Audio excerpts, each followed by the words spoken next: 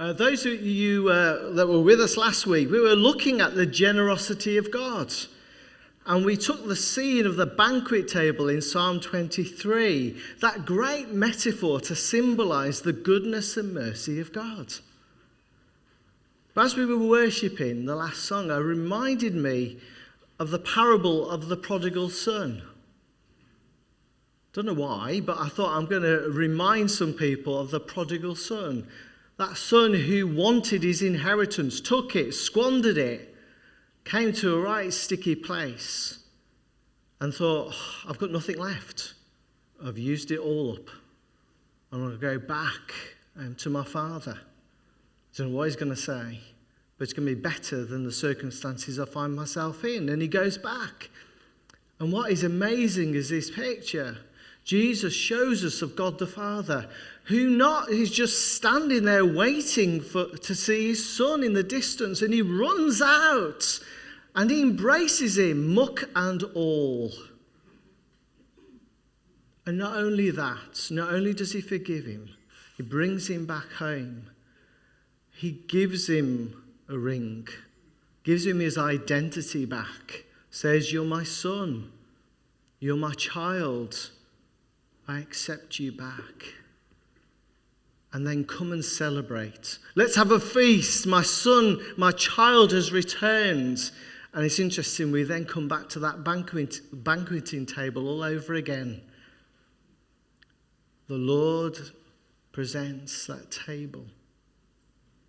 And as we've been reminded this morning of the sacrifice that Jesus made so that we can come to that table and that our cup does overflow and that we're protected. I wonder whether you've pondered on that. If you were here last week, you pondered on those questions that I posed last week. How do we respond to God's generosity to us? Do we allow ourselves to be shaped by the generosity of God? Have we let that sink into our hearts? Are we shaped by other thoughts, though, by our surrounding culture? That sometimes our culture tells us to do something else, that we get stuff that we want through either hard work and effort. There's nothing wrong with that. But do we sometimes attribute the good things that we get through our own blood, sweat and tears? But actually, it's God that provides for us. Do we limit what we think God can provide for us? Or do we recognize what God provides for us? We talk about being resilient followers of Jesus. So we recognize that as we're following Jesus, sometimes we mess up, we fall down, we get ourselves back up, and we continue to follow Jesus. And we learn from those things. And we're trying to live our lives as Jesus did. That's our theme for this year, what we're trying to do. And if we are, then we're seriously asking ourselves, well, what did Jesus do? What did he say? How did he act? And in particular this morning, how did he act and talk about generosity? What we give and how we give. But I think it's important as we do so, and we're going to look at what Jesus said and what he did, it's important to know the culture that he was in. So zipping ourselves back 2,000 years, what was the culture that Jesus lived in? What was it like? How was it shaped? And so in order to do that, we've got to zip back a few more thousand years and to look at what the Old Testament, the old part of the Bible, talks to us about in terms of giving and generosity. And if you go right the way back to Genesis chapter 4, so the first book in the Bible, we see an example straight away in terms of how people responded to God. We see it with Cain and Abel.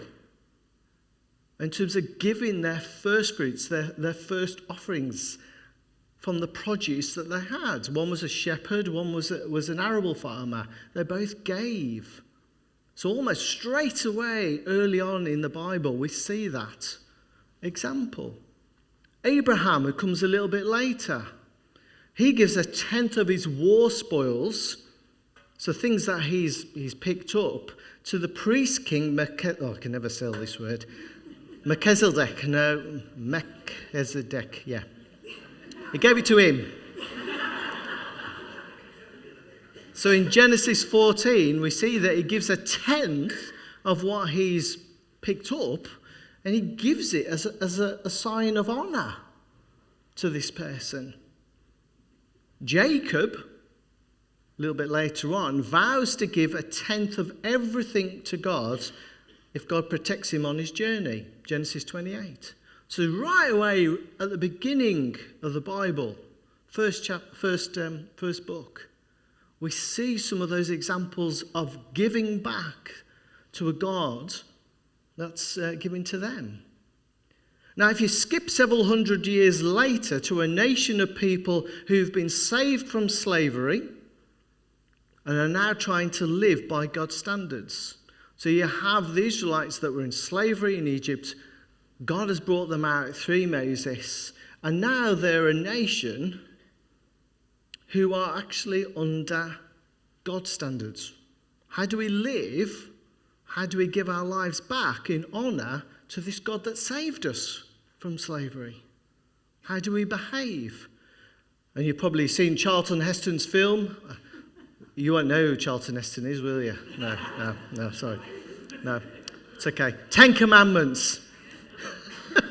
So in Exodus, 10 Commandments, yeah, but you have God giving the law or his standards. This is the way that you can behave. This is how best to live. He gives it to this nation. And there's 3 distinct tithes.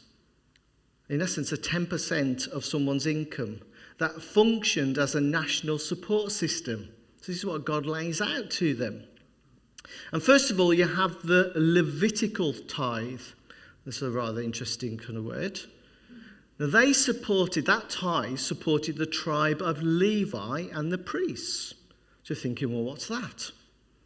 Well, the Levites occupied a unique position among the 12 tribes of Israel. So as this nation that came out of slavery, in essence, the 12 families, 12 tribes, different groups of people that came out. And one of those was set aside to be the priests. Their sole responsibility was to worship, was to pray, was to stand in that place of worship before God for the rest of the other tribes. Now, because their sole purpose was to do that, they had no land. They weren't given any land. So they didn't have that. Their inheritance, what they were doing, was serving God. So, of course, if you think about that, got no land, can't produce any money, can't produce the food that they're going to need, can't produce the items and things that they're going to exchange in trade. They haven't got that. So that's why there's this Levitical tithe to the other tribes, because they've got to support this tribe. They recognise that this tribe has a specific job for them to do. And it's a really important one. So that's the first one. The second one is the festival tithe. Now that funded the annual religious festivals in Jerusalem. Sounds great fun, doesn't it? Going to go and have a party. No, not a party, but in essence a festival to celebrate what God has done. So there's times through the year that this nation of tribes comes together to give thanks to God for specific things that he's done in their history. And so as they do so, they bring a tithe, they bring stuff to the party, so to speak. They bring stuff to the festival. I'm going to say it's a bit like the picnic next Sunday, where people are bringing and contributing. There's a bit of similarity in that. But they're bringing along, and they're allowed to eat some of the things that they bring along. But as they do so, it's actually to give honour and praise to God for the intervention that he's done. And then the third and really important one is the poor tithe. And that was collected every third year to support widows, orphans and foreigners. You'll remember they didn't have social services in those days. They didn't have the NHS. So those that were vulnerable, the poor, the widows, the orphans, and the foreigners within their country, within their group. They had to support and they had to help. And so it was recognised that they supported him through their tithe, through what they gave. So those are the three basic tithes that were set out by God and said, this is there to help. Help the priests, help the vulnerable, and to help you in your festivals. You also have other ways to give that comes through in the Old Testament.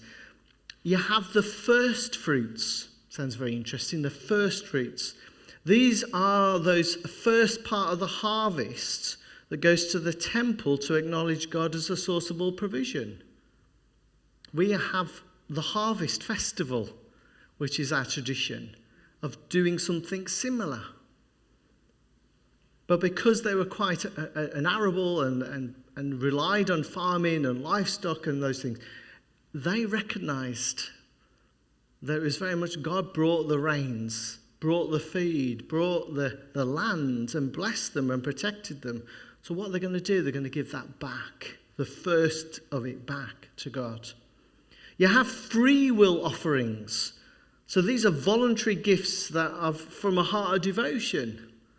And you will probably know that from time to time. You feel that sense of, I need to offer something back. I need to give back because of what God has done for me. And sometimes that was also for the construction of the tabernacle and the temple. The people recognise, the temple, their place of worship, where the Levites obviously were housed, that needed to be put together. It needed to be looked after. So that you have those free will offerings. And then, of course, you have the sacrificial system, which sounds probably very alien to us. But sacrificing animals and grain in atonement for sin, or peace offerings to express fellowship with God. Those were the way that they recognised or sought God's forgiveness and peace and reconciliation.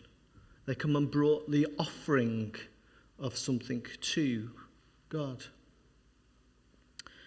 If we take all that, we can summarise by saying in the Old Testament, the core philosophy of God's generosity, and that's how the Israelites responded, is captured in 1 Chronicles 29 verse 14. It's this. If you want to summarise everything that I've just said, it's this. Everything comes from you, God. Everything comes from you. Everything comes from you. And we have given you only what comes from your hand. Everything comes from you. And we give you only what comes from your hand. So the Israelites believed that God owned the land and everything in it. They were merely stewards. God gave everything. They were just holding on to it, and God asked them to look after it. In Psalm 50, some of you will know this, it's almost a shout of praise. For every animal of the forest is mine, says the Lord, and the cattle on 1,000 hills, for the world is mine and all that's in it. So giving was also the primary way for caring for the vulnerable, as I said.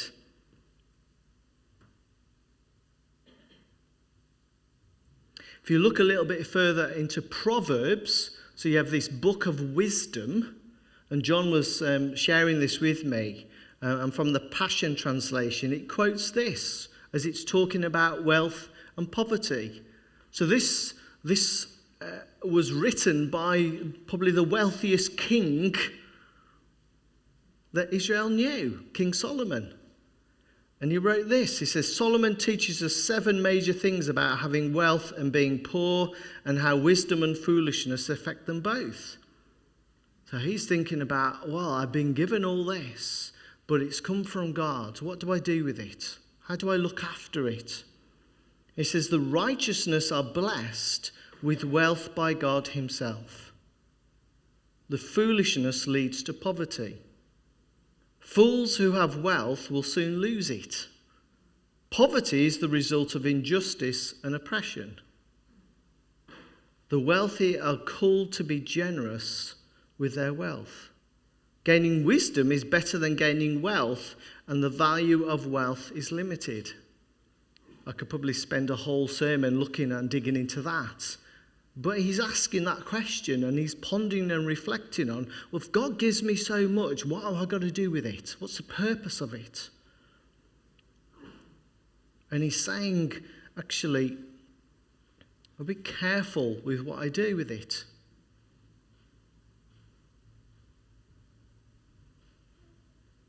Proverbs 11:24-25 says, generosity brings prosperity, but withholding from charity brings poverty. Those who live to bless others will have blessings heaped upon them. And the one who pours out his life to pour blessings will be saturated with favour. Wow. If we really stop to think about that, God outblesses us. He gives us more than we can give away. He's generous in what he does to us. So with a quick summary, it gives an indication of the culture that Jesus was living in. That's the culture he was living in. Sometimes it wasn't always done correctly.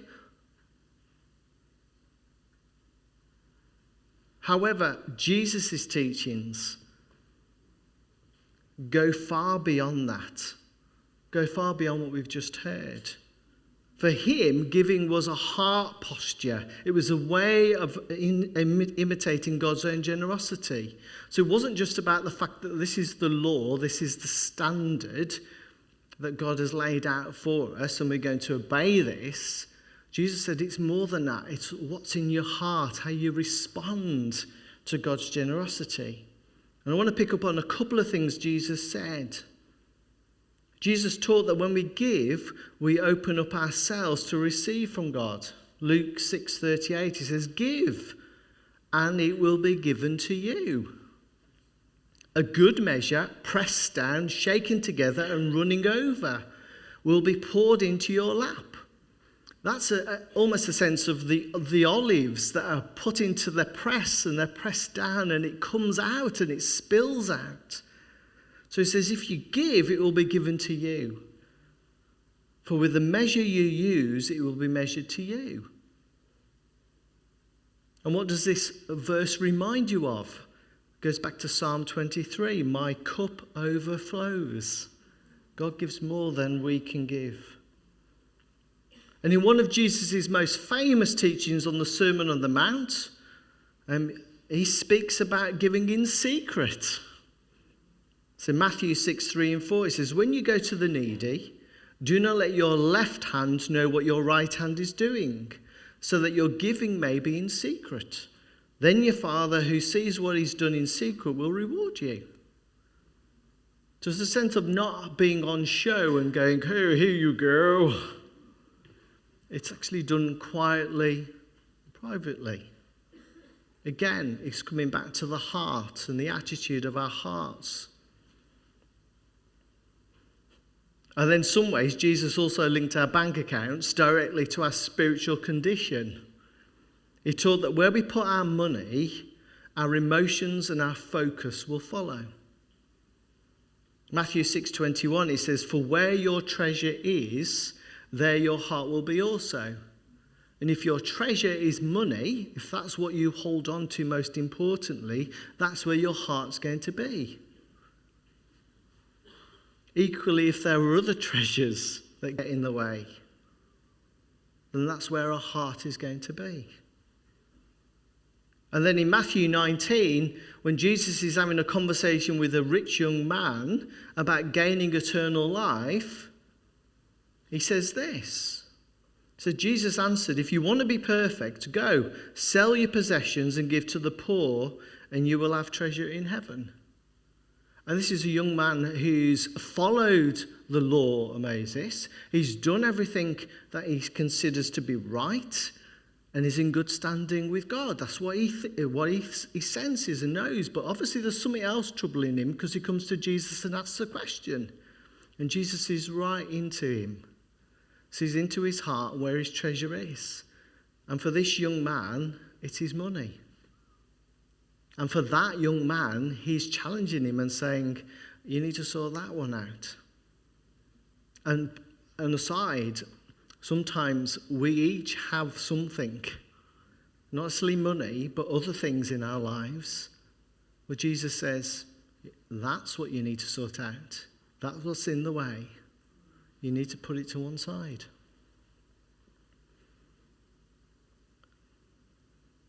Jesus also taught that God measures a gift not by the amount, but by the sacrifice. In Mark 12, he calls his disciples together, almost in the marketplace possibly, or by the temple, and they see a poor widow, hasn't got much money, but she comes and gives something. And he brings his disciples and he says, look, truly I tell you, this poor widow has put more into the treasury than all the others. They all gave out of their wealth, but she out of her poverty put in everything, all she had to live on. In that moment, that widow gave more than some of the wealthier people that were coming to the temple. It's not always the amount. It's not the amount. It's what's in our heart. And that's the important thing Jesus is trying to emphasize. It's our heart attitude, what we hold on to, what we're willing to give.